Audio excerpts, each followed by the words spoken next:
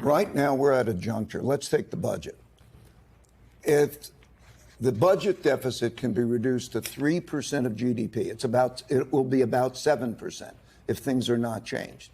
If it could be reduced to about 3% of GDP, and these trade deficits and so on are managed in the right way, this could all be managed very well.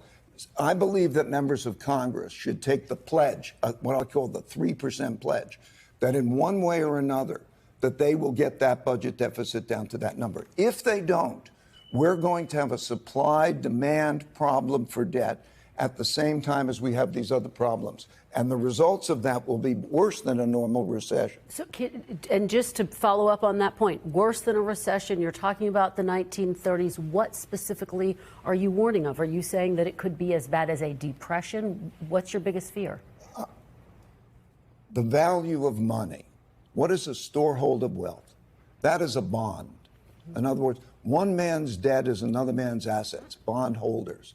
And so we're going to be in a situation where if that storehold of wealth is in jeopardy because there's too much supply and demand and so on, and we have a monetary inflation, we will have great disruptions. And that could be like the breakdown of the monetary system in 71. It could be like 2008.